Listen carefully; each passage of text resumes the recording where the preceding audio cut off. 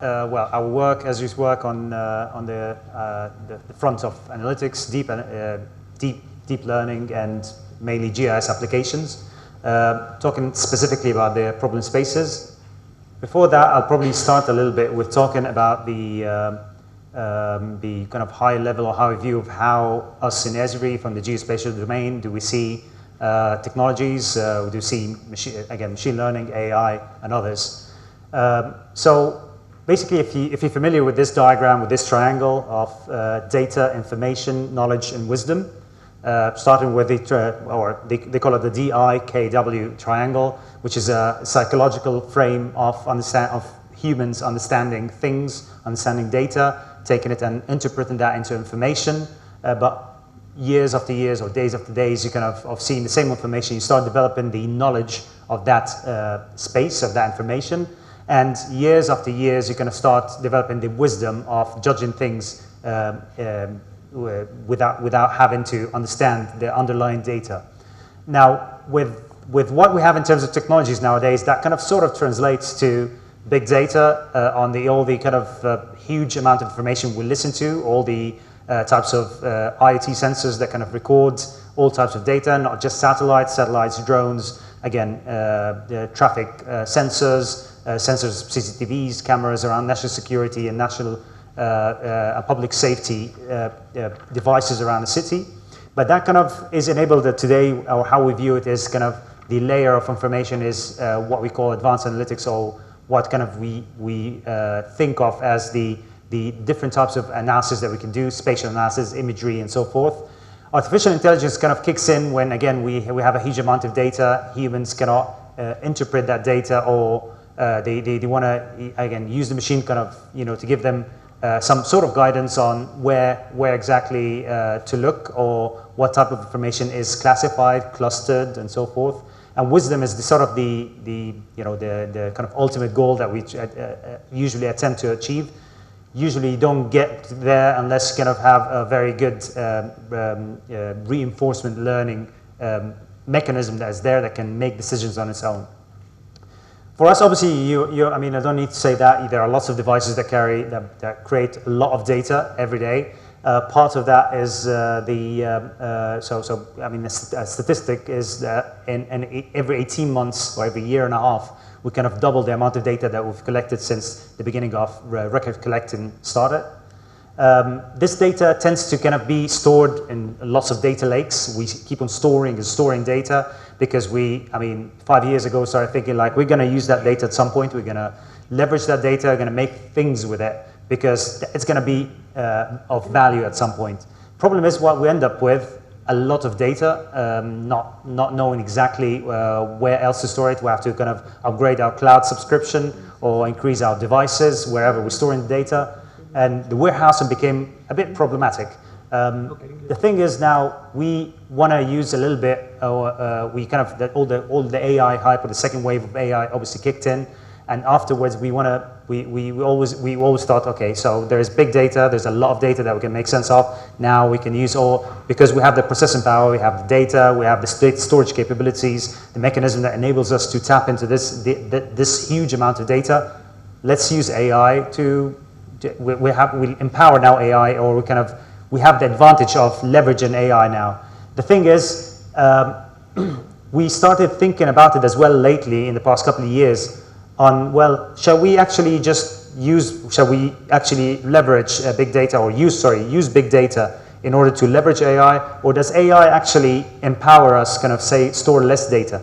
So what we've been finding lately with lots of organizations is that apart from storing the data with them, we kind of enable them to kind of use advanced analytics, or we use an AI in order to extract the right types of information that we want to extract out of this big data, and don't need to store the rest of the data. Now, the data lake problem is a data log advantage or problem, because it's kind of multifaceted, is sort of an issue that we all face in organizations. Governmental organizations don't have sometimes the funding to upgrade the machinery in order to kind of store out that type of data. So we found that AI is crucial.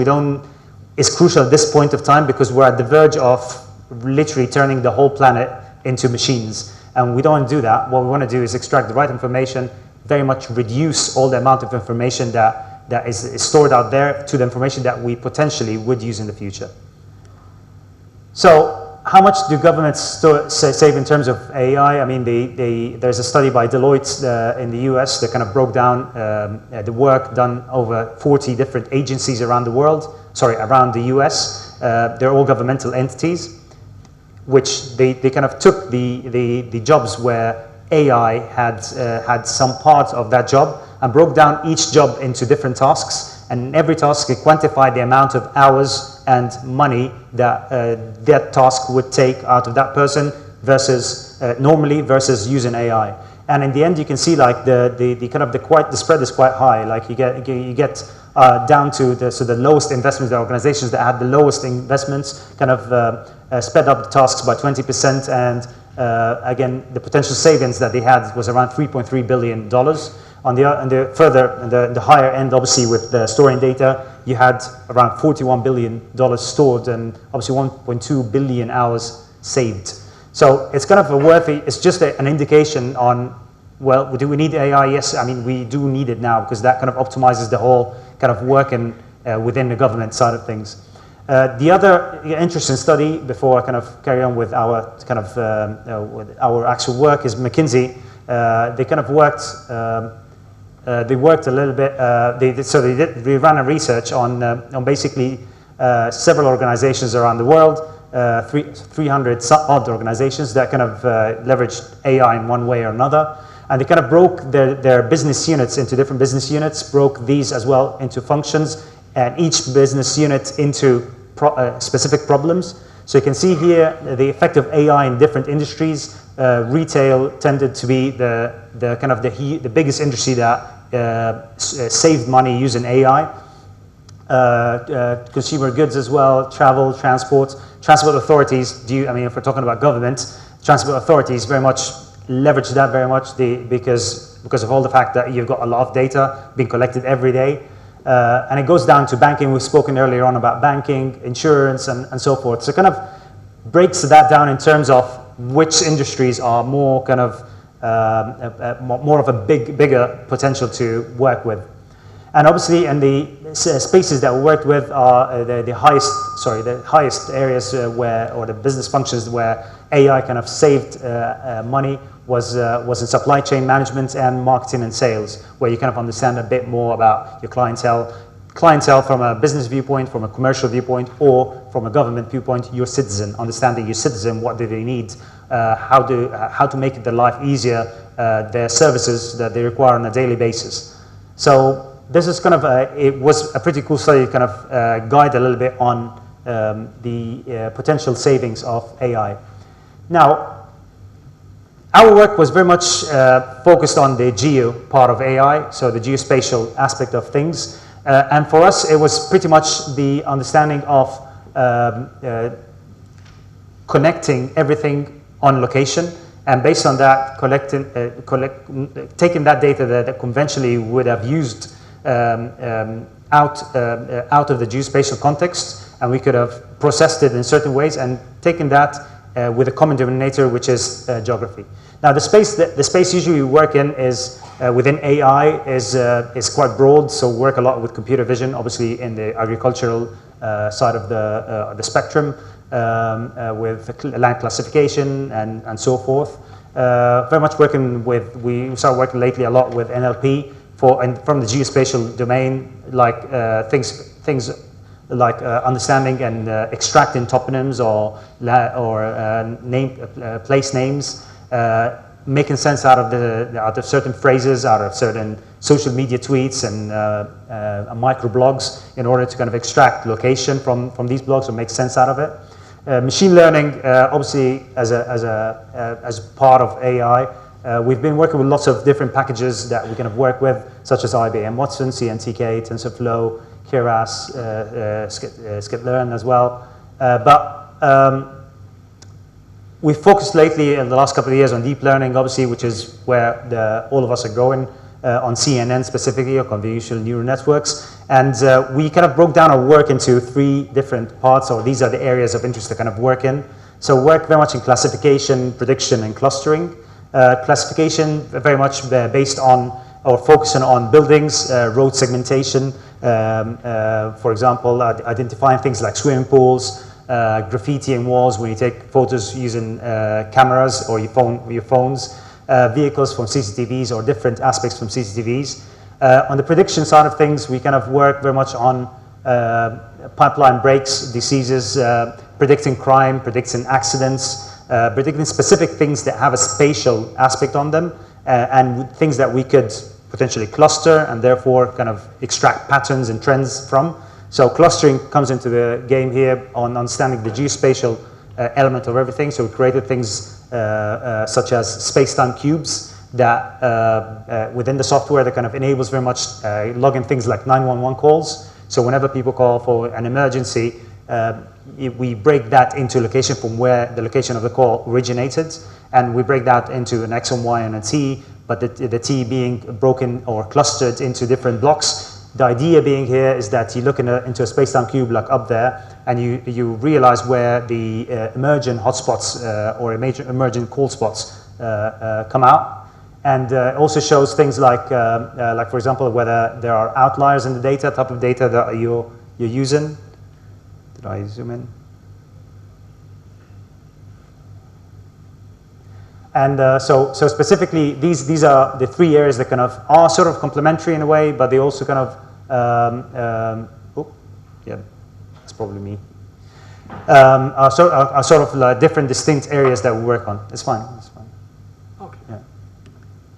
So again, I mentioned these packages that we work with, or the different environments that we work with. These have become very much part of the platform. We've integrated lots of these into the platform. We've also worked, we have hosted Python notebooks now that are part of the ArcGIS platform. So leveraging all the notebooks, the Python notebooks that were out there, we leverage that capability, which is available again for free as part of the platform, where all the kind of advanced analytics capabilities integrate, or our Python APIs go into, and kind of again connects to all the Jupyter notebooks and Python and Dockers and so forth. So kind of we've created the environment. A couple of years ago, we had to take data, bring it into the system, spit data out back, bring it back into the system, do certain things. Now we have an environment that kind of is a bit more wholesome, and it kind of brings in everything within the same development area or space.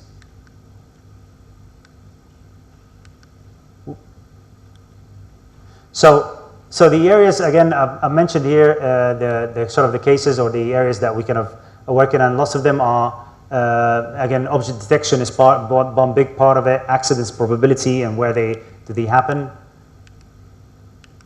And things like predicting, again, estimated time of arrival, and smart road digitization. Now I'll take each one of these and talk about a couple of examples of work that we've done in these spaces. So classification being the first one of them. In remote sensing, we kind of we realized that we lack in the platform, in the ArcGIS platform, we lacked a little bit of an end-to-end story.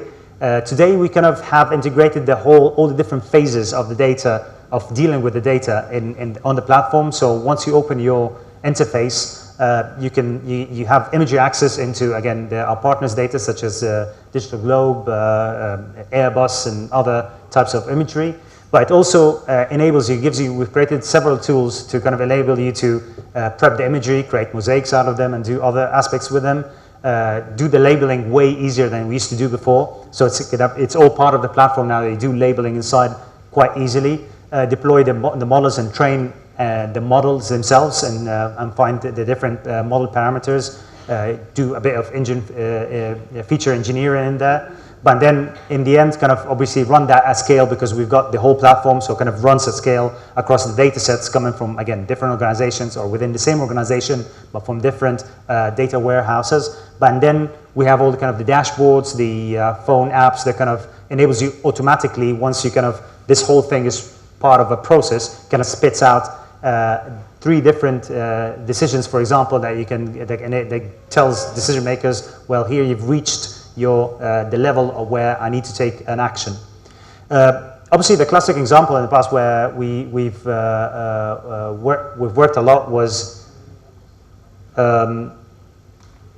basically with imagery, with classification, finding agriculture from different bands, or R or G or B or infrared, ultraviolet, and so forth. So the combination of these obviously gave you all the different types of vegetation, land classification, moisture levels, and so forth.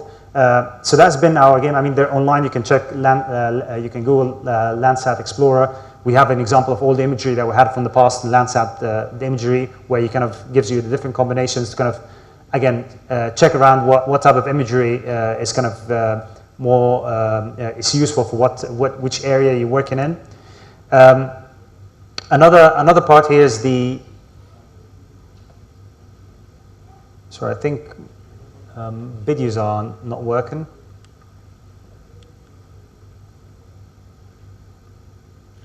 Oh.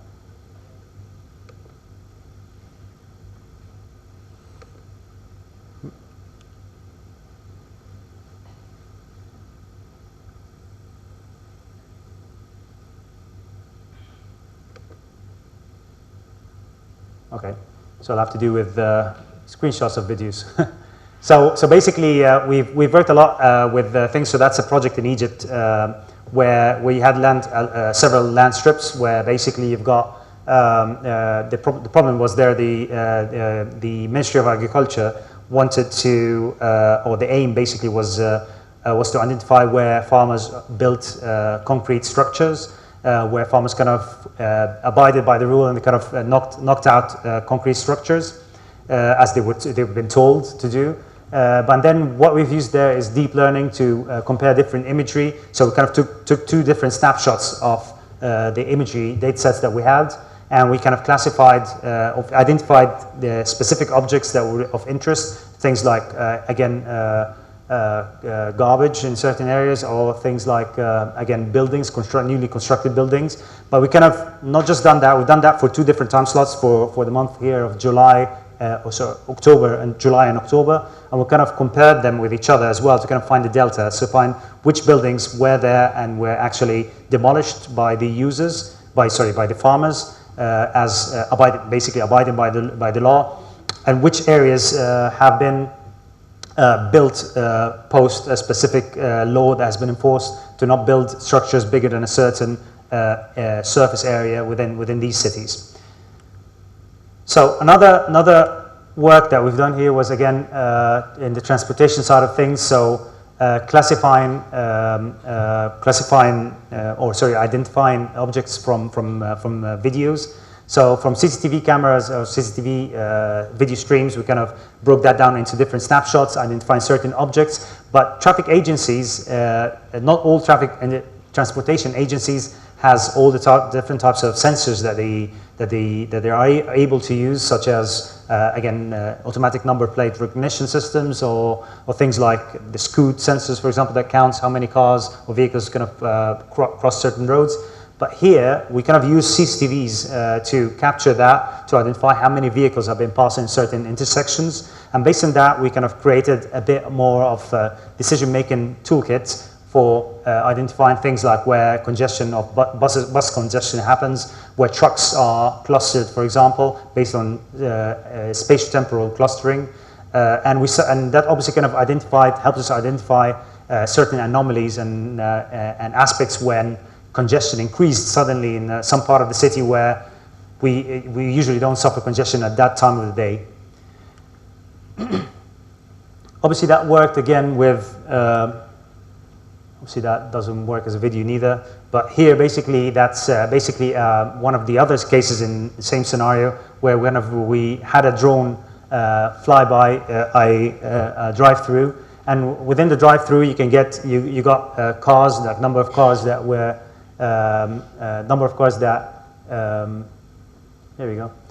Number of cars basically that have been going around the drive-through, and it classifies because it has. So it calculates a geofence around that car park, and it identifies exactly where when cars go into that polygon, and it starts calculating the waiting time in front of the drive through. So the aim there was to identify what is the time, basically the wait time for customers that go in with their cars to kind of collect their McDonald's sandwich on the other side, or I think it was In-N-Out burgers in the US.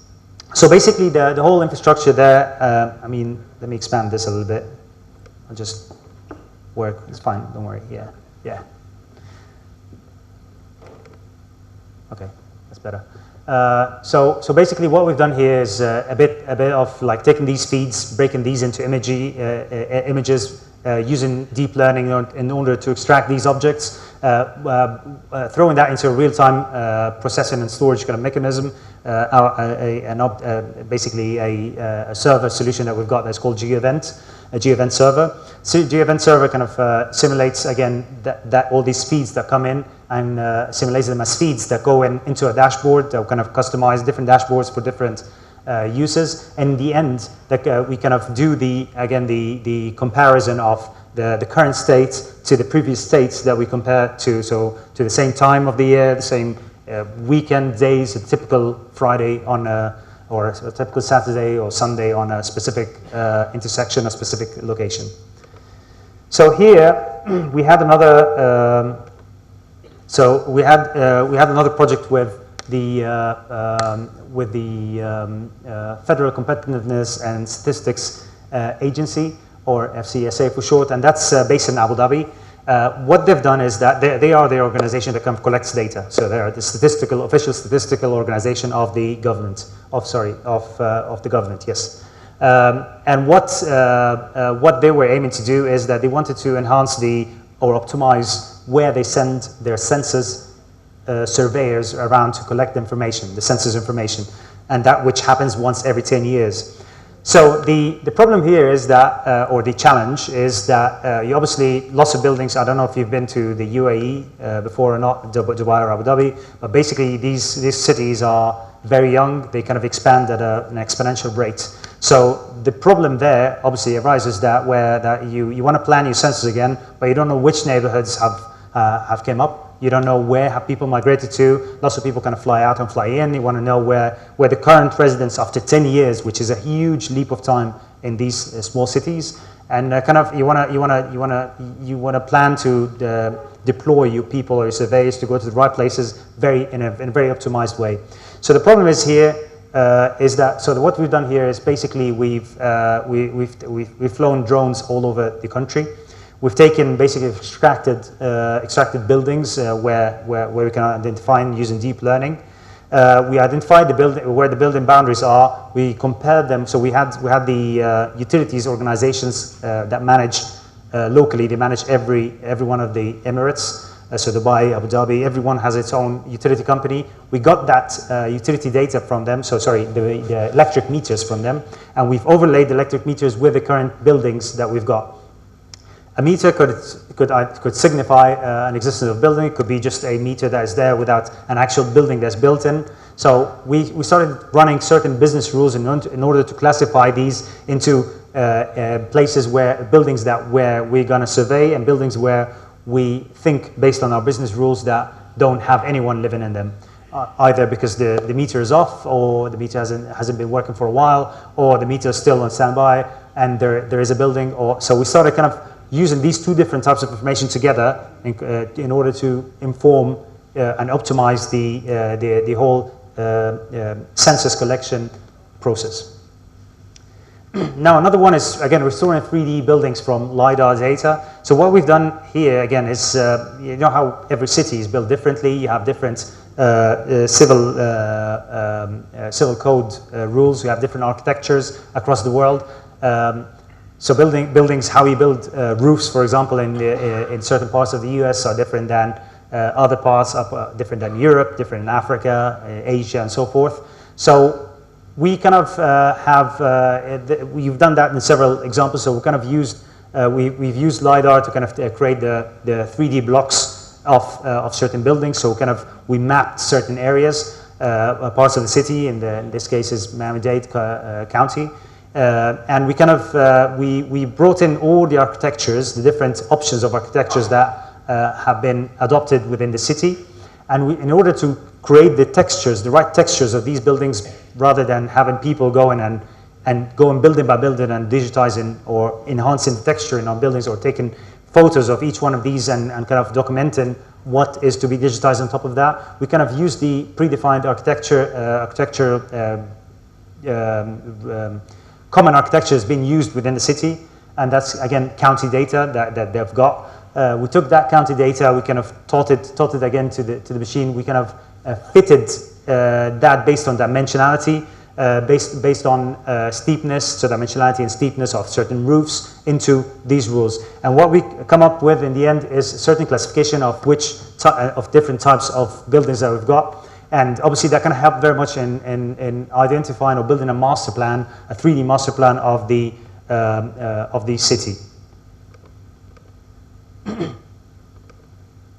So another example here was basically on all the sensors. So sometimes the lack of sensors in open space areas where we've got lots of cars parked, or areas where we've got certain parking spots, and we've got the layers of these parking spots. We want to identify whether these if there are vehicles that are parked there or not. Some places, some malls, for instance, you might see sensors that kind of identify whether there are cars parked in these areas or not. But if you don't have that, what do you do?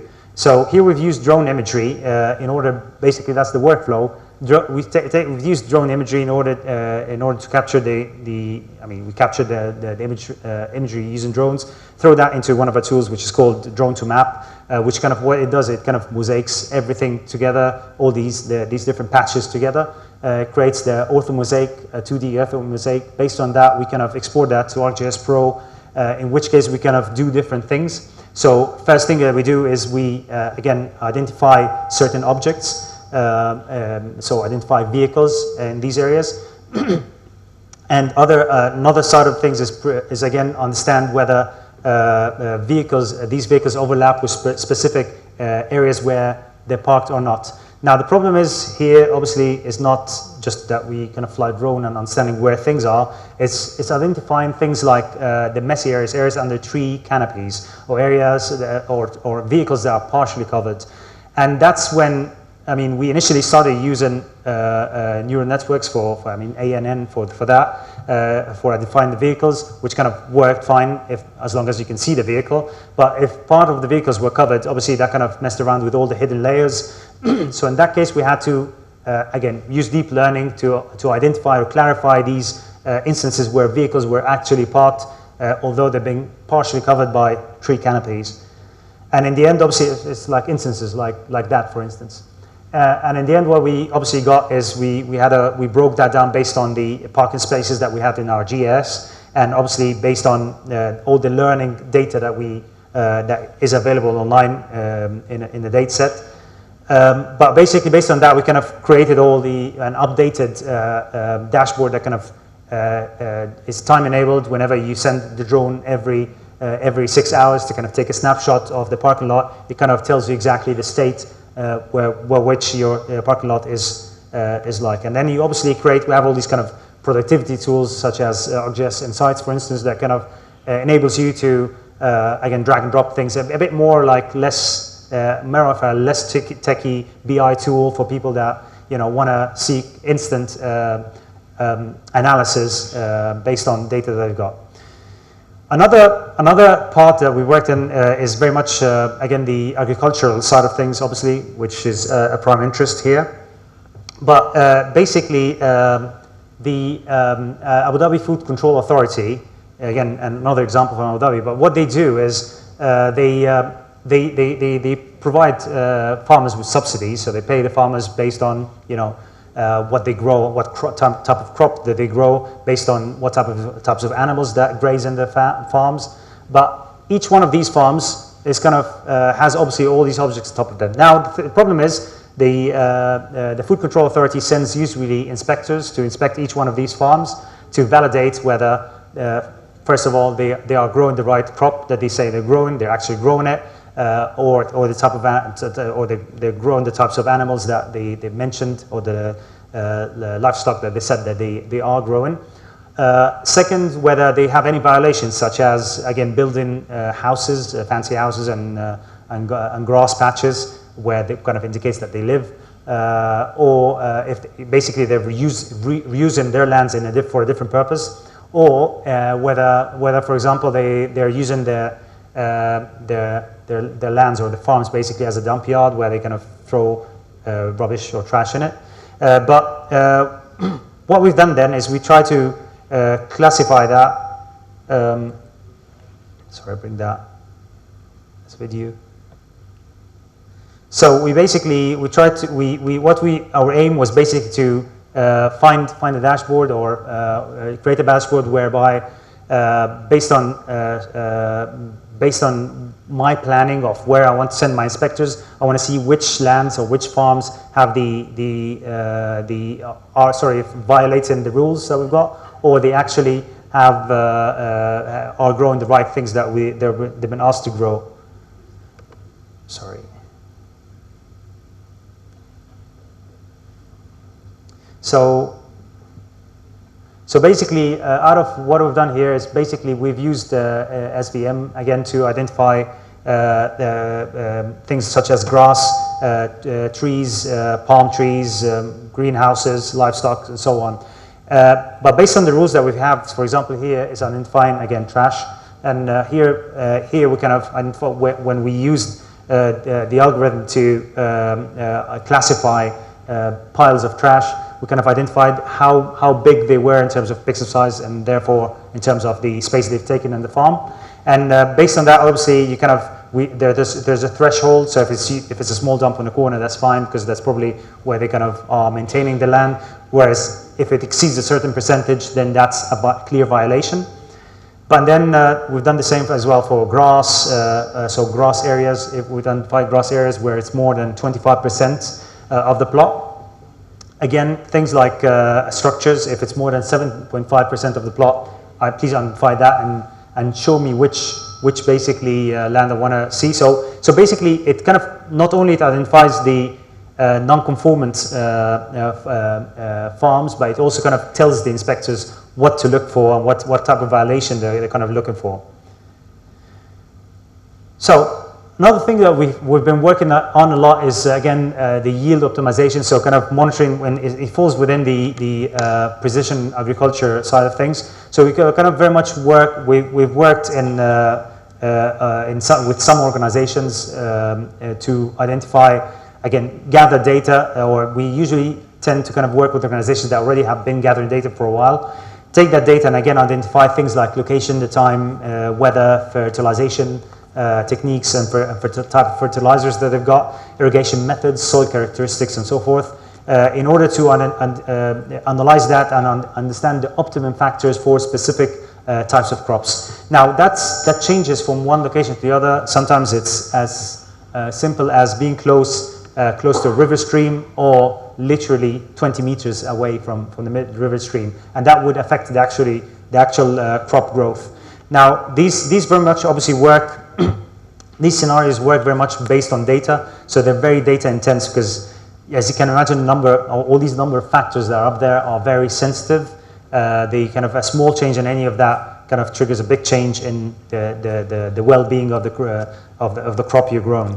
So obviously, I'm not at liberty again to mention several examples here, but we work with these organizations to kind of bring up these trends on a national scale. I'm saying, like, in a couple of examples, it was on a national scale, countrywide, and it makes a big difference when you understand these issues from a geospatial domain. Another very similar part that we're working on is, again, identifying certain diseases or certain problems with, in this case, palm trees. So palm trees, obviously, across the Middle East and across Africa, north of Africa, are quite common. So with palm trees, for instance, there are certain ways, certain kind of types of diseases or fungal or bacterial diseases that you can find. So we had a lot of these images, or lots of these instances. Lots of them as well. Fun enough, lots of them were brought in from different open source kind of libraries. You brought these up, and we kind of taught the machine again where exactly. So we flew drones, captured imagery on drones, kind of planned the route to kind of go on top of where palm trees are. And took literally random images, not necessarily on all the palm trees, but on specific palm trees in order to identify these. Obviously, that was not made on board. It was not autonomous. That was all brought back to the office, and then all the classification happened then. And we've used that again. That kind of palm trees are a bit different than other plants. They're very fast in terms of how the disease spreads. And how many palm trees could get infected literally if you're delayed by a day. So it makes a huge difference to kind of save a lot of these plants if you capture these fungal and bacterial diseases in time. Now the clustering techniques are the second area that we work in.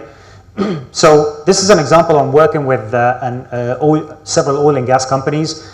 These oil and gas companies have a lot of basically wells around in areas which have no roads. So we don't have a road network. We have wells in the middle of nowhere. And what we want to do is basically overlay our road network where we are. The thing is, how these organizations work is that they have their own trucks. The trucks go into, they basically off-road and go into these wells. But basically, truck drivers have local knowledge, so they know which dirt roads to take, which is quite a good thing. The problem is, the problem occurs when one of them is off sick, or when, for instance, you want to rotate, you want to optimize which drivers drive in which areas, you want to optimize which trucks are allowed to go to which areas, but you don't have that local knowledge. What happens there is that we try to, basically all these organizations obviously want to track their trucks, so for years and years they've been tracking them. They've been having GPS devices on all of them. These GPS devices obviously create sort of breadcrumbs or trails on these kind of locations where these vehicles are. Now the thing is, they're obviously all different, the space and time is different, so you get tracks that are quite old, tracks are newer and newer and newer. So what we wanted to do is work out a logic that kind of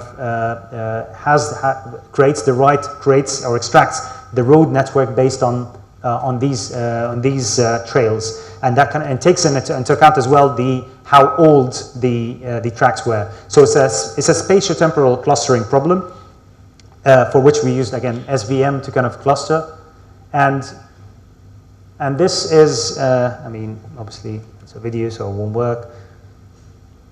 So basically, this is an example of how the accuracy tends to kind of enhance better and better from tracks from the year 2000 to 2010 and go until the current day. So kind of you can see the accuracy kind of enhancing more and more and more the more you kind of add more tracks or more GPS tracks into the trail. There are lots of examples of that. There's another one here, where it takes all the GPS track, and again, it kind of starts working out the track based on not just a simple averaging of that, but is again clustering based on the more points that you take, and it puts more weight on the later points rather than the earlier points. So you can see the line is a bit very skewed in the beginning, but that's because it assigns less weight on the older data that they captured.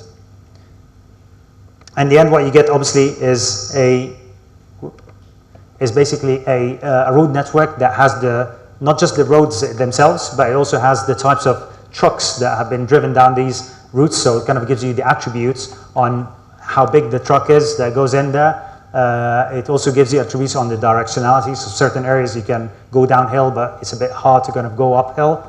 So you kind of work out all these different attributes into the road network, which goes into, again, network analyst enables us to do routing adequately in the future. Now another one is movement data. So moving slightly sideways to, again, data that we extract from unconventional types of data sets. So we worked a lot with telco operators to kind of extract call data records, data that comes from basically when people make phone calls, which kind of basically this data is stored, that's part of the signaling data that is stored at the telco operator big data repository. They store that data as you go, whenever you kind of move from one cell tower to the next, whenever you make phone calls, for instance. So all this information is tracked. Now we've worked with partners, we've worked in several locations in different parts of the world to kind of basically extract that data, combine that data with billing data, so data like that comes from the number, the amount of bills, the amount of, we combine that as well from data that comes from the basically showing you all the demographics of the users or people that are subscribed to these specific lines. What they call is as the deep packet inspection data, or the DPI data, which is the data to do with, again, monitoring, sorry, the data that has to do with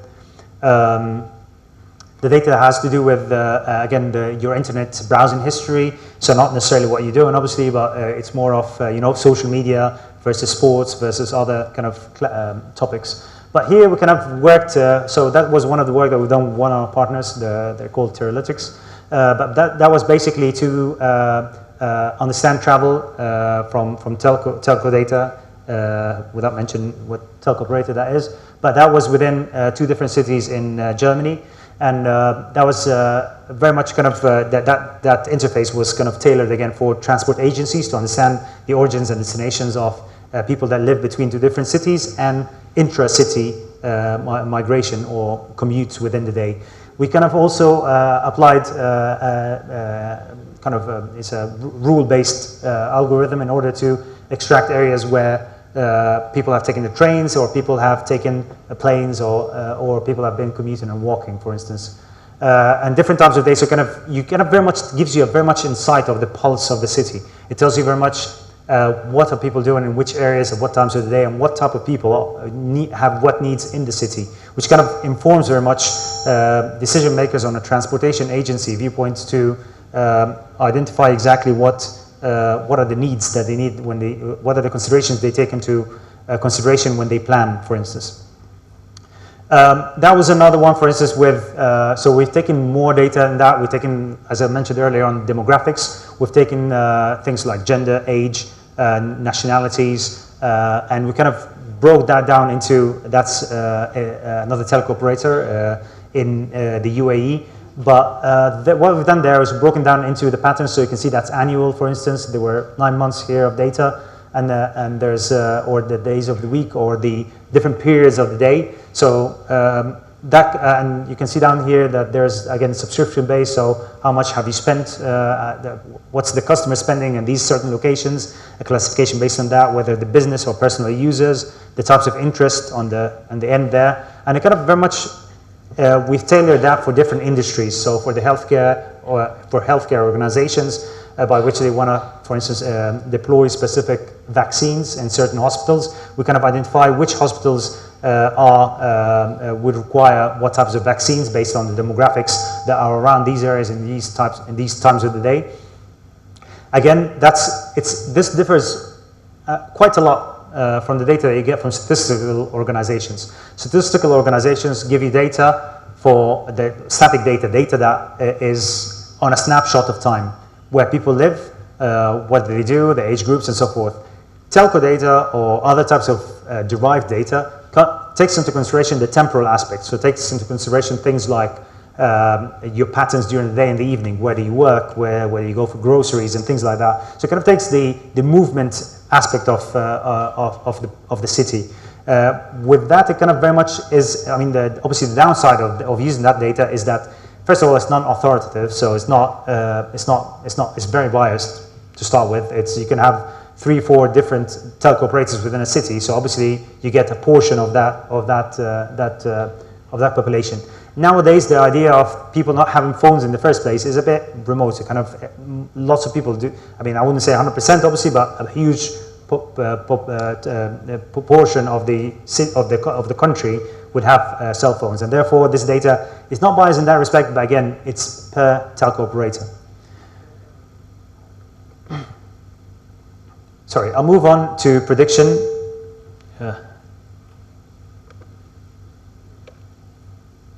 So with prediction, so we kind of we've again we've worked across industries again. So I'm going to talk about a couple of examples on intelligent transport systems.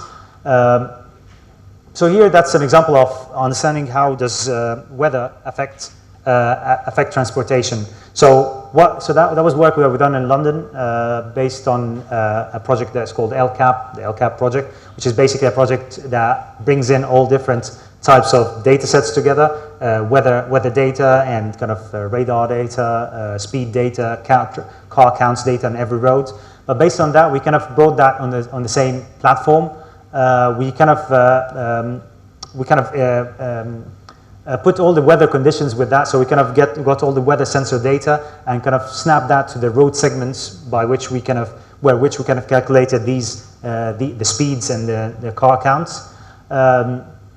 But then what we've done is we broke down the different levels of rain, so level of precipitation of a certain level, so the lower level, and then a certain medium level and a higher level, and the same for each one of these variables. And we kind of seen the impact of calculated, so we kind of put that into a spatiotemporal autocorrelation model that kind of enables you to extract patterns of understanding how much rain does it take for these parts of the city to totally collapse or go into a standstill.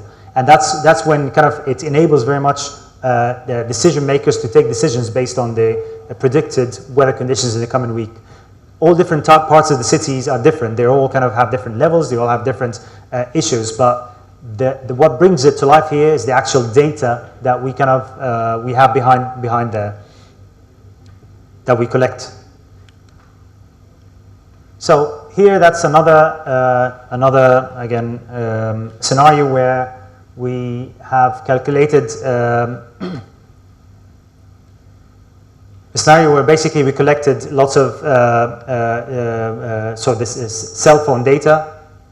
We've taken cell phone data, we've kind of seen the movement of it, but the idea was turning that into basically a mode classification. So we kind of calculated speeds, we knew which travel modes these users were using. And we kind of we've used here support vector machines and naive Bayesian regression in order to understand or classify these different movements based on their mode of transport. So whether they were stopping, walking, running, cycling, taking the metro, or taking trains or taking buses or taking vehicles.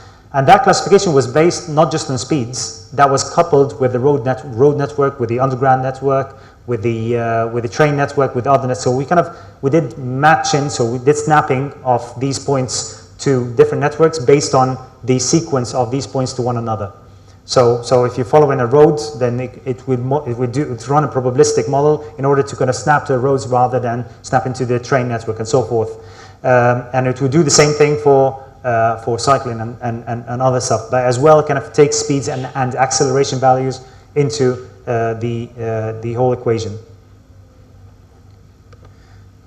Another example here is again Eta prediction. So our normal calculation of again service areas is, as you've seen from this example, which is again one of the demos of it. Okay, all right. Which one of the examples that we have is basically calculating the service areas based on certain locations that you have. So that obviously takes the road network into consideration, right? I'm sure that you're all familiar with this. It's basically calculating the drive distances or drive time distances across the network, and that's depending, again, taking traffic considerations. If you know the state of traffic, you can integrate that information into the cost of the traveling drive time or the walk time within the network. So what we've done afterwards is kind of calculated that again based on not just traffic, but we calculated that based as well on the vehicles that are going to travel and the kind of trends of the different classification of drivers that go in certain areas. So kind of it's becoming more and more behavioral. The science is not becoming it's moving from GIS to taking lots of behavior into account. We've seen like in the past maybe 5 examples that it's very much human-centric. It's looking at how humans take decisions, how humans do things, and classifying or enhancing the performance of what we're doing based on that. One last example I want to talk about, just in the sake of time, is basically here road, accident predictions. So here what we've done is we had, again, historical accidents that happened over a certain cities. so what we've done is we extracted where the accidents happened exactly based on road functions. So based on whether they were close to a traffic signal or not, close to an intersection or not, how big was the road lane there, how many lanes has it got in terms of the carriageway, and so forth. We kind of extracted all these, combined that as well with weather conditions and others, and we started calculation, started mining that data in order to extract patterns and see what exactly, we did run some discriminant analysis to start with to see which of these parameters exactly influenced the accidents to happen. And I think, if I run a little bit down here, you basically get here things like temperature, for example, visibility, wind speed. I think if it comes to as well the seasonalities, things like weekdays tend to have more accidents than weekends. We also broke that down into different parts of the city. So we broke the city into not very small granular parts, but like 5 or 6 different areas that had similar characteristics, and we started calculating or fitting that model into different parts of the city. And that kind of very much gave us an indication in the future on, we're expecting that type of weather, we're expecting that type of event to happen, like a football match or something. Which parts of the city do I need to have vehicles, police vehicles in? Do I need to have better traffic combination in, and so forth? So, all in all, I mean, I want to stop here just in sake of time. I don't want to take more time, but it's the examples are kind of spreading beyond the generic GIS scenarios that we had, beyond just classifying land into vegetation and into other types of classification, and that's about it. It's moving beyond that. It's moving more on the on again behavior. It's moving more in non-traditional derived data that we get from other sources. It's also moving into again the new borders of of research, like again deep learning and other sides of this science. And I think thank you.